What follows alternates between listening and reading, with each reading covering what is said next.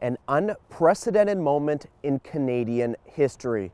How else could you describe the decision by the Trudeau government to invoke the never-before-used Emergencies Act, an act descended from the infamous war measures legislation that was last used during the FLQ terrorist crisis in Quebec and to intern Japanese Canadians during World War II.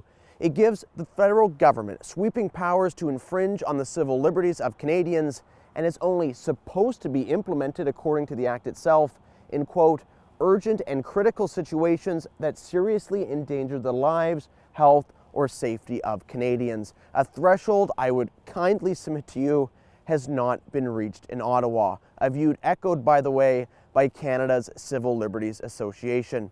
Now, we've actually been here before. Remember, 2 years ago, almost exactly, major roads and rail lines were blockaded across the country, all to oppose a natural gas pipeline that had the support of all 20 elected First Nations chiefs. But instead of personally degrading the protesters or invoking the Emergencies Act, Trudeau cut a side deal with the blockade-supporting unelected hereditary chiefs, rewarding the blockades, setting a precedent for them to be used in the future, and demonstrating once again the bottomless well of hypocrisy that has become synonymous with the Trudeau government.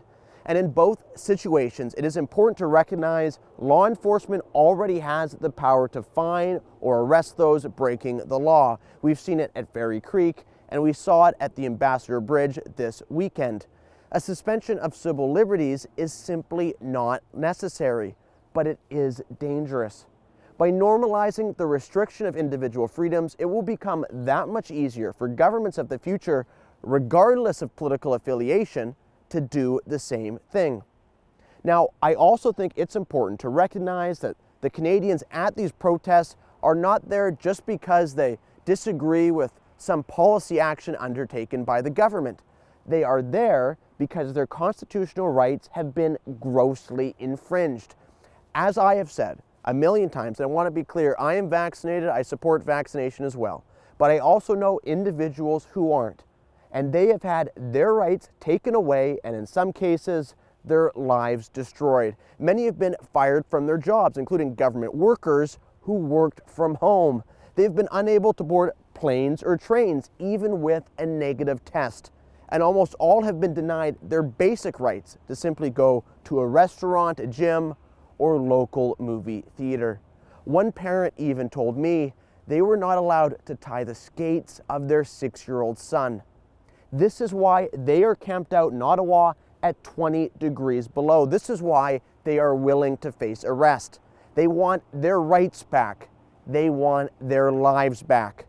And while most Canadians might disagree with their decision not to get vaccinated, the truth is we were never going to reach anywhere close to 100%. And since Omicron, even a 100% vaccination rate would not have stopped the spread of the disease.